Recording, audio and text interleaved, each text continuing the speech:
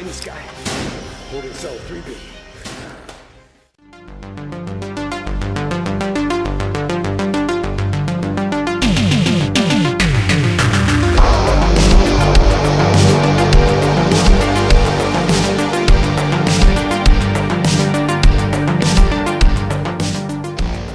So we are talking about the generically sounding movie Zombies, a 2017 horror movie directed and written by Hamid Tourapur. And this one stars Tony Todd. Of course, you know him, you love him, mainly from Candyman, but a whole bunch of horror properties.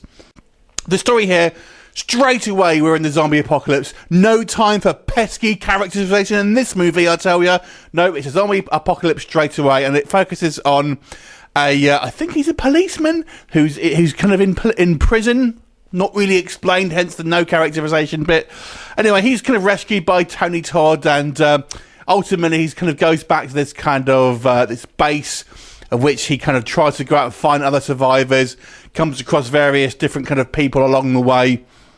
We have a kind of a human villain, and obviously hordes and hordes of zombies. And that's it really. There's no real plot really. It's just a case of making sure you stay alive.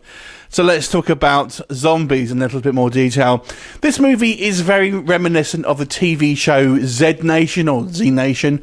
So I guess if you're a fan of that film or that series, sorry, you may like this movie. On the other hand, if you like The Walking Dead, even though that has its its downsides, I feel that has a certain level of sophistication that this one doesn't.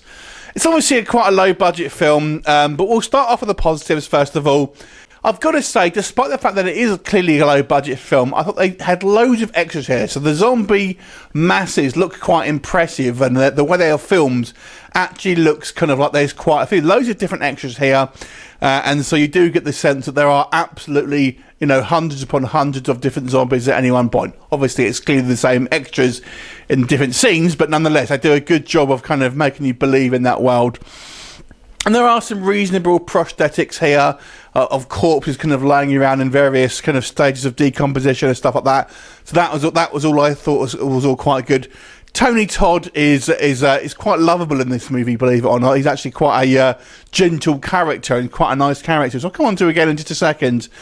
And I got to say, the action is quite well staged here. This is kind of more of an action zombie film than a kind of a scary one.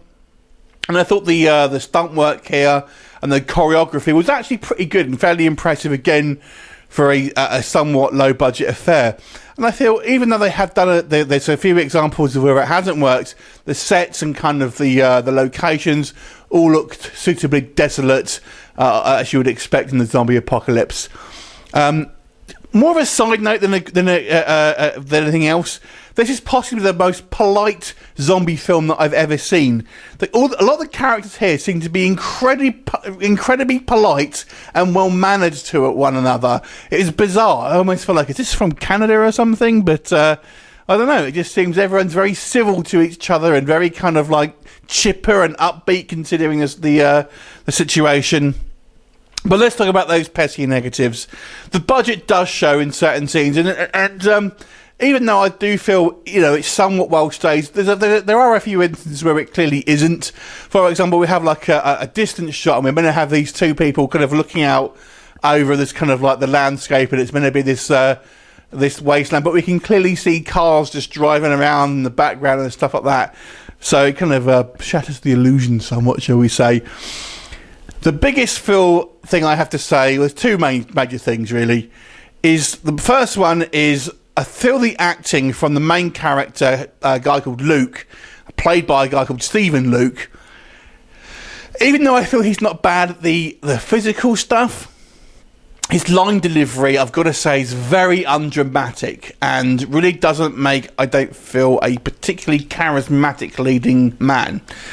His line delivery is quite, he's very polite, let me put it like that.